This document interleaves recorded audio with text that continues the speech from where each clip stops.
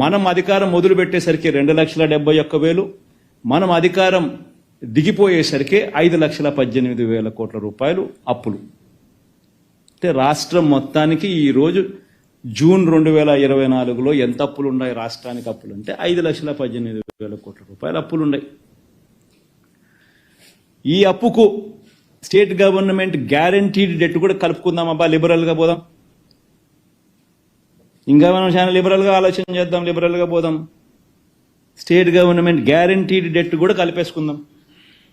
State government guaranteed debt కూడా కలుపుకుంటే, అంటే ఈ సివిల్ సప్లైస్ కార్పొరేషన్లకు ఇటువంటి వాటికి అన్నిటికీ కూడా గవర్నమెంట్ గ్యారంటీ ద్వారా అప్పులు తెచ్చుకుంటే, అటువంటివన్నీ కూడా కలుపుకుంటే చంద్రబాబు నాయుడు గారు అధికారంలోకి రాకమునుపు ఆయన హయాంలో స్టార్ట్ అయ్యేసరికి 5,744 కోట్లుంటే, ఆయన హయాం ముగిసే టయానికల్లా అవి కాస్త 50,000 కోట్లకు ఎగబాకుతే, మన హయాం స్టార్ట్ అయ్యే టయానికి 50,000 కోట్ల రూపాయలుతో మొదలెడితే, మన హయాం ముగిసేసరికి అటువంటి అప్పులు 106,000 కోట్లకు ఎగబాకే. రాష్ట్రంలో ఇవాళ అటువంటి అప్పులు కూడా కలుపుకుంటే మరో 106,000 కోట్ల రూపాయలు కనిపిస్తా ఉన్నాయి. పోనీ ఇంకా లిబరల్గా పోదాం, గవర్నమెంట్ గ్యారంటీ లేనేటివి కూడా కలుపుకుందాం.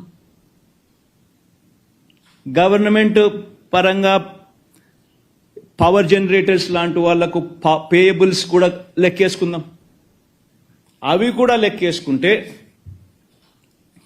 Debt in the books of power sector corporations Chandrababu Naidu garu అధికారంలోకి రాకమునుపు 26,000 కోట్ల రూపాయలు ఉంటే, ఆయన అధికారం ముగిసేసరికి ఆ పబ్లిక్ సెక్టర్ అండర్టేకింగ్స్లో ఆ కార్పొరేషన్స్, పవర్ సెక్టర్ కార్పొరేషన్స్లో 64,674 కోట్ల రూపాయలకు అప్పులు ఎగబాకే. పవర్ డ్యూస్, పవర్ జనరేటర్స్ కానీ కట్టాల్సిన బకాయిలు మరో 21,000. Power sector liabilities, aggregate debt and payables ఎంత అని చూసుకుంటే 86,215 కోట్ల రూపాయలు. అంటే 29,000 కోట్ల రూపాయలు ఆయన హయాంలో మొదలు కాకమునుపు ఉంటే, ఆయన హయాం ముగిసేసరికి ఇటువంటి లయబిలిటీస్ కూడా 86,215 కోట్లకు ఎగబాకే. మన హయాంలో వచ్చేసరికి 86,215 కోట్లతో స్టార్ట్ చేసి 1,23,000 కోట్ల రూపాయలకు ఇప్పుడు మన హయాం ముగిసేసరికి రాష్ట్రానికి సంబంధించిన అటువంటి అప్పులు ఉన్నాయి. మొత్తంగా అప్పులు ఎంత అని చూస్తే, స్టేట్ గవర్నమెంట్ డైరెక్ట్ డెట్ అంటే FRBM నుంచి మనం తీసుకునే debt, state government guaranteed debt, state government గ్యారంటీతో సంబంధం లేకున్నా కూడా ఉన్న స్టేట్ గవర్నమెంట్ డెట్లు, ఇటువంటివన్నీ లెక్కేసుకుంటే రాష్ట్రం చంద్రబాబు నాయుడు గారు తీసుకోక మునుపు వరకు 1,53,347 కోట్ల రూపాయలు అప్పులు ఉంటప్పుడు చంద్రబాబు నాయుడు అధికారంలోకి వచ్చాడు. అది కాస్త చంద్రబాబు నాయుడు గారు అధికారంలోకి దిగిపోయేసరికి 4,08,000 కోట్ల రూపాయలకు ఎగబాకింది.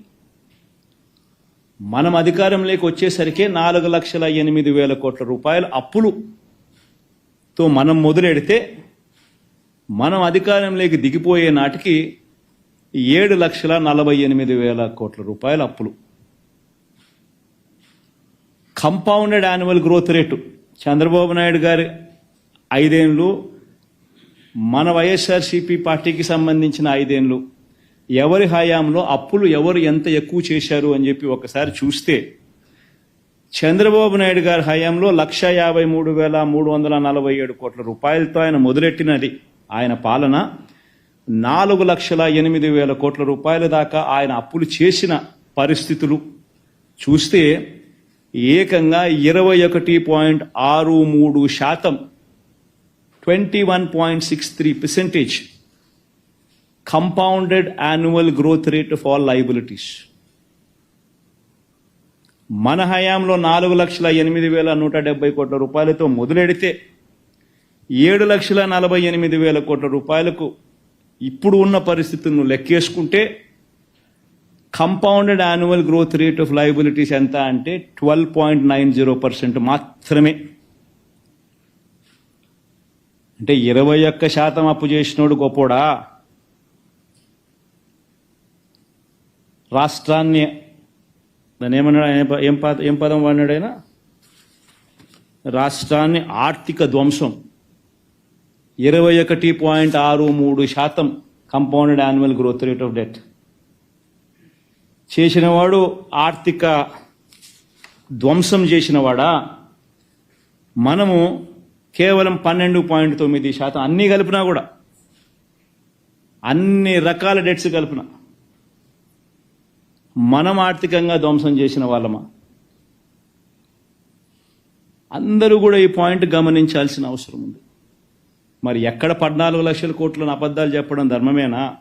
గవర్నర్ ప్రసంగంలో 10 లక్షల కోట్లని చెప్పించడం ధర్మమేనా?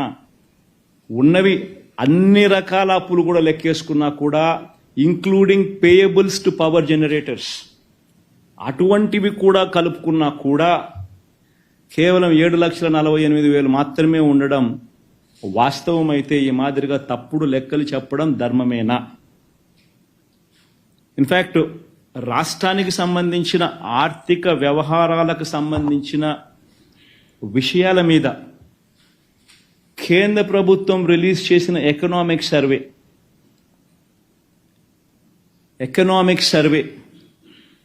ఆంధ్ర రాష్ట్రానికి సంబంధించిన పారాగ్రాఫ్ ఒకసారి చూస్తే ఆంధ్ర రాష్ట్రాన్ని పొగుడుతూ వాళ్ళు రాసిన మాటలు చూడండి ఒకసారి. State governments continued to improve their finances in financial year 24. Preliminary unaudited estimates of finances for a set of 23 states published by CAG suggests that the gross fiscal deficit of these 23 states was 8.6%, lower than the budgeted figure of 9.1 lakh crores. This implies that fiscal deficit as a percentage of GDP for these states came in at 2.8% as against the budgeted of 3.1%. The quality of spending by state governments improved, with state governments focusing on capex as well. The 23 major states are Andhra Pradesh, Arunachal Pradesh అని ఇట్లాంటివన్నీ రాసినారు. మనము కేటాయింపులు, మనం బడ్జెట్లు మన ద్వారా మనకు ఇచ్చే అవకాశం, FRBM ద్వారా మనకు అవకాశం ఉండి మనల్ని బారో చేసుకునే అవకాశం మనకి ఇచ్చిన దాన్ని కూడా ఇంకా తక్కువ తీసుకున్నాం ఇచ్చిన దానికన్నా కూడా. డైరెక్ట్ బెనిఫిట్ ట్రాన్స్ఫర్ లాంటి గొప్ప కార్యక్రమాలు మనం చేసినాం కాబట్టి మన రాష్ట్రాలు ఏదైతే మన రాష్ట్రం ఏదైతే ఉందో దాన్ని పొగుడుతూ కూడా రాసినారు.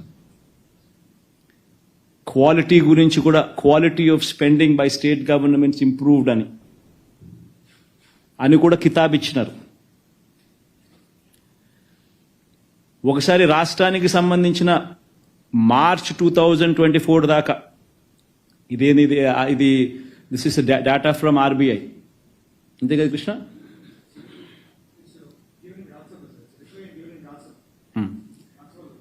ఇది రాజ్యసభలో ఇచ్చిన రిప్లై.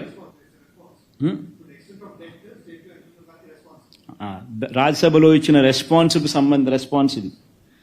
దీంట్లో ఆంధ్రప్రదేశ్ డెట్ ఎంత అని చెప్పి మార్చ్ 2024 దాకా చూస్తే 4,85,000 కోట్లు. నేను ఇంకా జూన్ వరకు తీసుకున్నా కాబట్టి ఇంకా పెంచిన 4,80,000 కోట్లు, 85,000 కోట్లు కాస్త ఇంకా పెంచి ఇంతకు ముందు మీకు చెప్పిన జూన్ దాకా తీసుకున్నా.